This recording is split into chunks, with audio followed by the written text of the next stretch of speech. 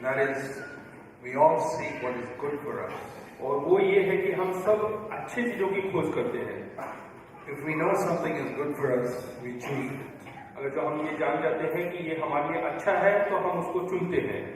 What are the things we reject, the things we know are bad for us? और हम उन बातों का तिरस्कार करते हैं जो हम समझते हैं कि वो हमारे लिए बुरी है. When you are choosing a house जब हम अपने लिए घर चुनते हैं or choosing a school for your children या बच्चों के लिए school or choosing a hospital to go to for treatment, या फिर कोई हॉस्पिटल अपने जो है स्वास्थ्य के लिए, we always choose what is the best. और हम उसी चीज को चुनते हैं जो सबसे And बेहतरीन है. especially if it is free.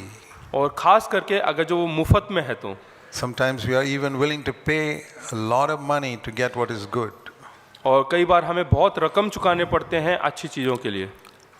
Many of you pay a lot of money in rent or paid a lot of money to build a house or buy a house. और कई लोग जो है बहुत रकम चुकाते हैं, पैसा देते हैं घर खरीदने के लिए, रेंट के लिए.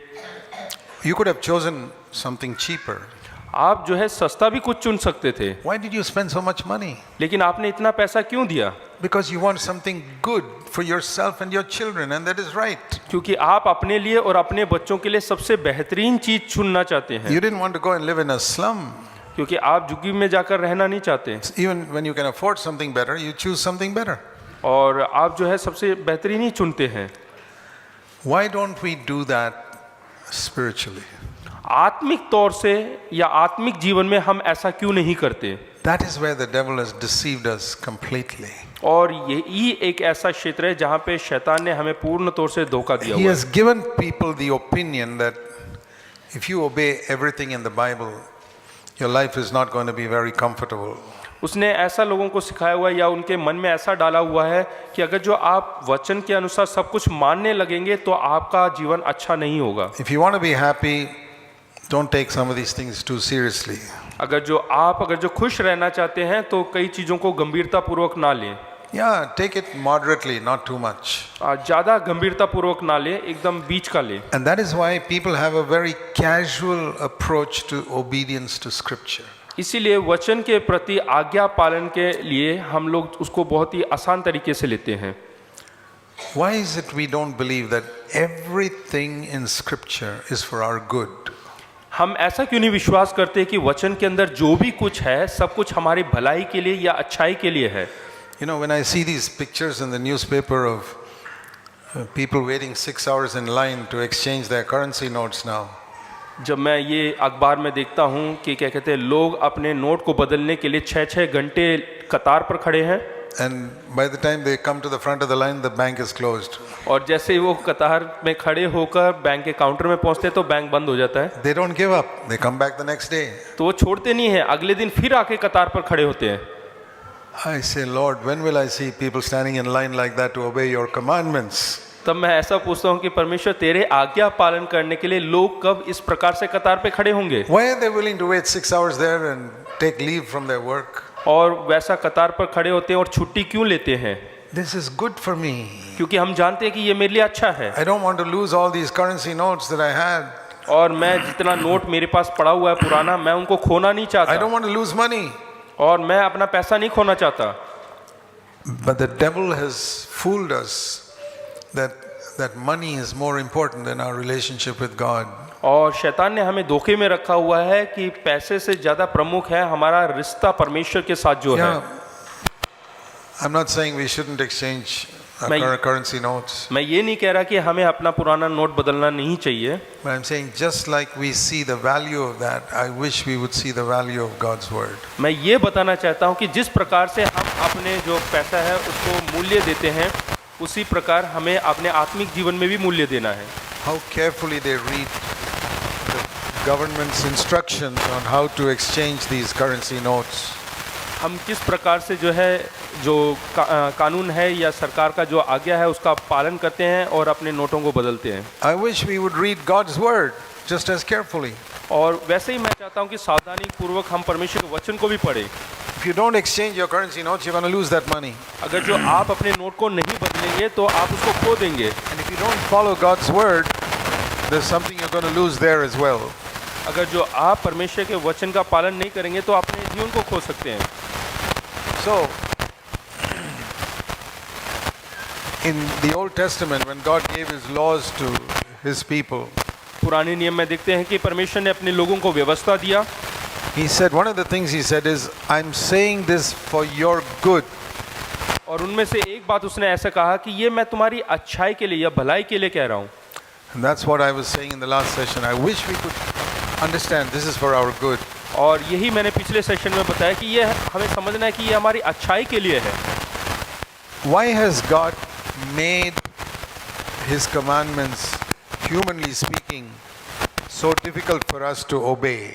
और परमेश्वर ने अपनी व्यवस्था को अगर जो मानव तौर से इंसान के तौर से बोले कि हमारे लिए ये मुश्किल क्यों बनाया है। We can learn a lesson from the Old Testament. हम पुराने नियम से एक अध्ययन सीख सकते हैं। When God took the Israelites out of Egypt, जब परमेश्वर ने इस्राएलियों को मिस्र देश से बाहर निकाला, you know the story. He आप said, now I want you to go and occupy the land of Canaan. That's where I want you to live.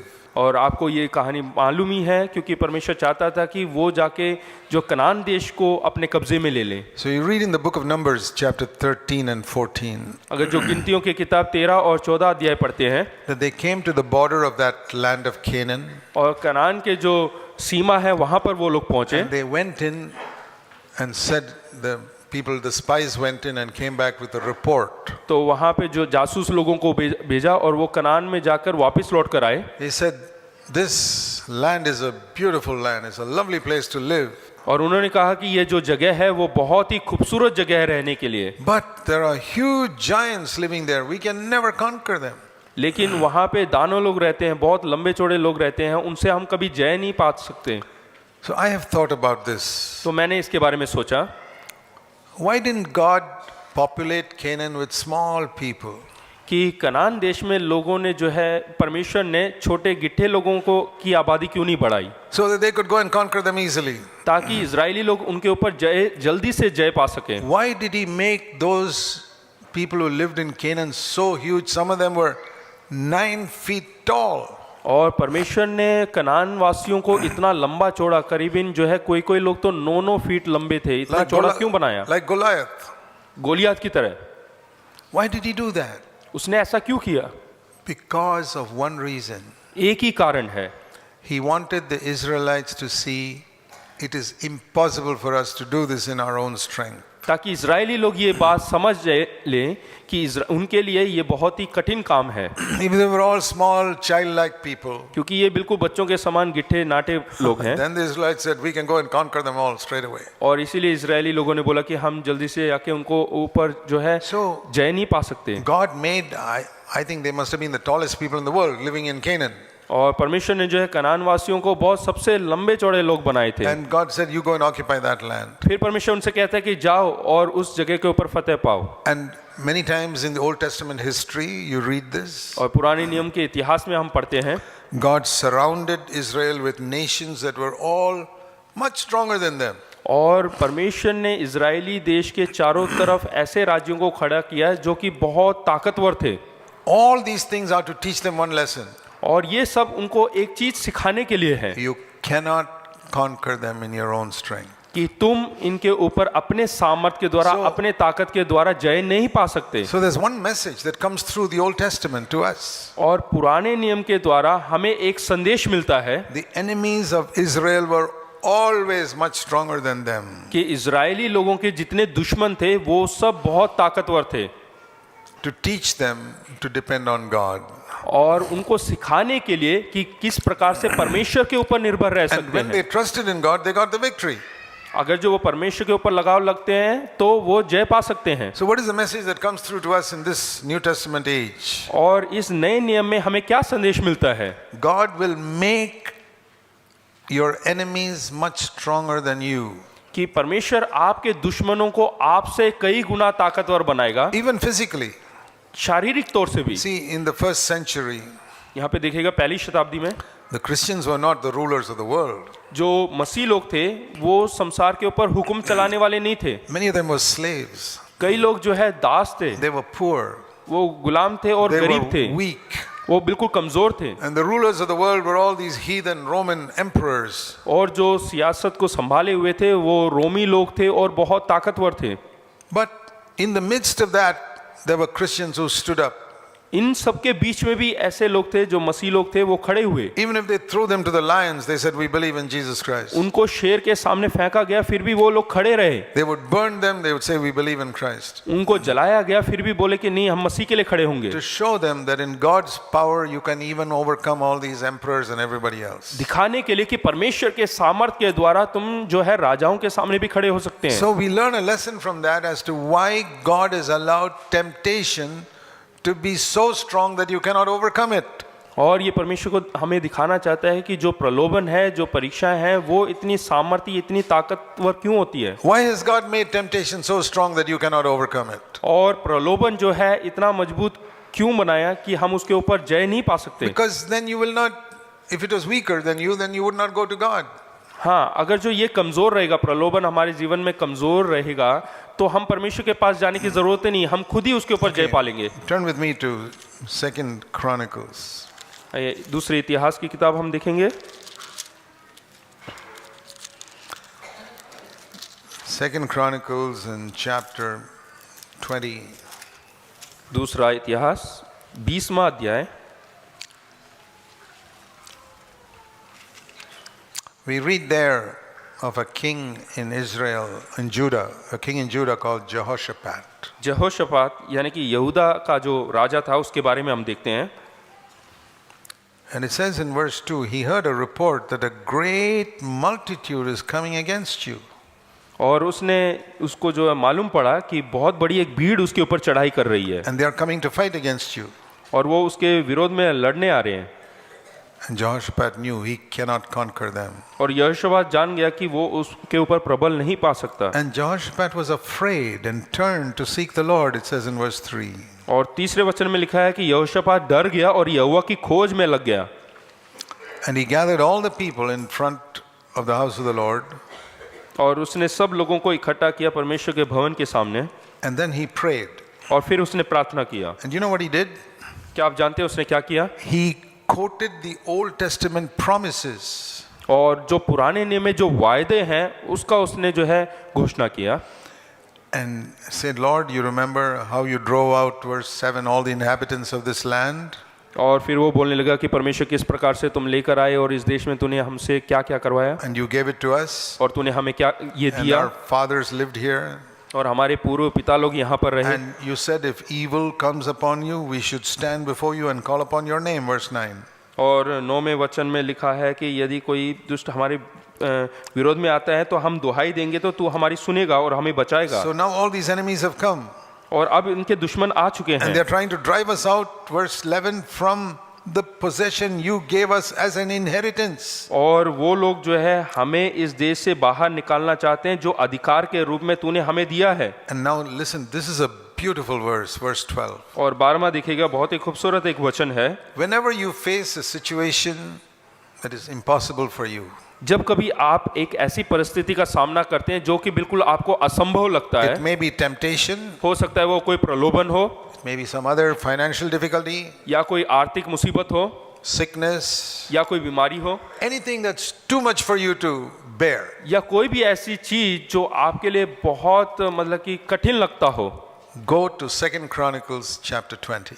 और उस समय आप दूसरा इतिहास की किताब 20वां अध्याय जाके पढ़ें। It's a beautiful chapter. ये बहुत ही खूबसूरत एक अध्याय है, And especially verse 12. और खास करके 12वां अध्याय।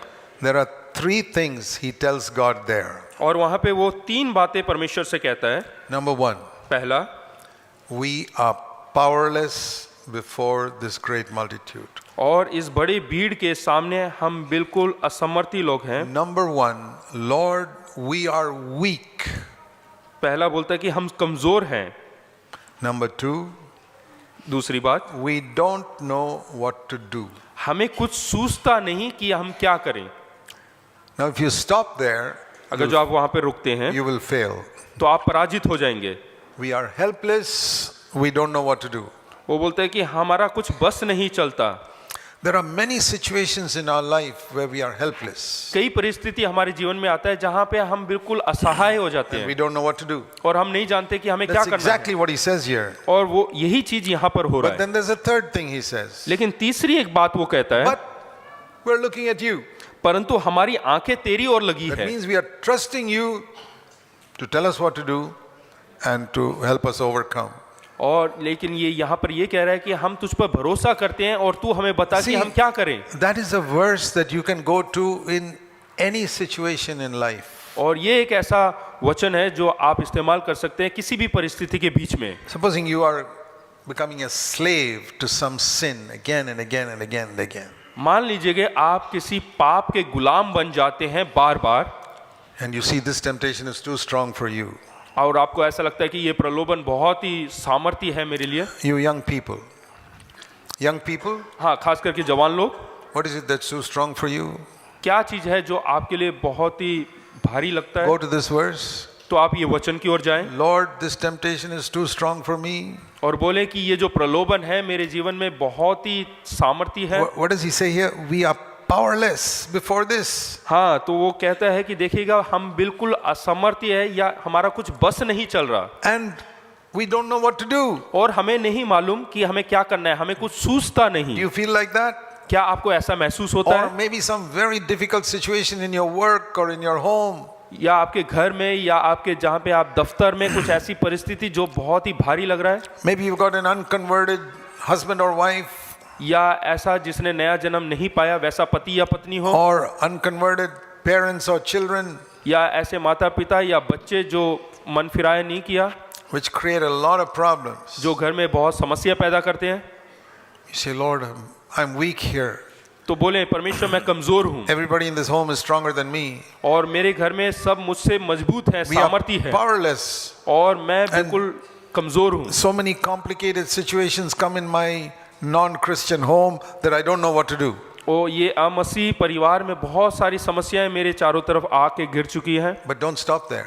लेकिन वहां पे रुके नहीं। We are powerless. अगर जो आप कमजोर हैं We don't know what to do. और हम नहीं जानते कि हमें क्या करना But है, Lord, we're looking to you. तो परमेश्वर से बोले परमेश्वर मैं तेरी ओर देखता हूँ You have got a solution to this problem. और तेरे पास जो है इसके लिए एक मार्ग है। Whether it is temptation इस प्रलोभन के or ऊपर sickness, या बीमारी financial difficulty, या आर्थिक समस्या problems with relatives, या रिश्तेदारों के साथ समस्या problems in your office, या दफ्तर में कोई समस्या problems with your neighbors. या पड़ोसियों के साथ कुछ परेशानी, There is a solution to everything. यहाँ पे हर चीजों का जो है समस्या का हल है God can show you what to do. और परमेश्वर दिखाएगा आपको क्या करना है।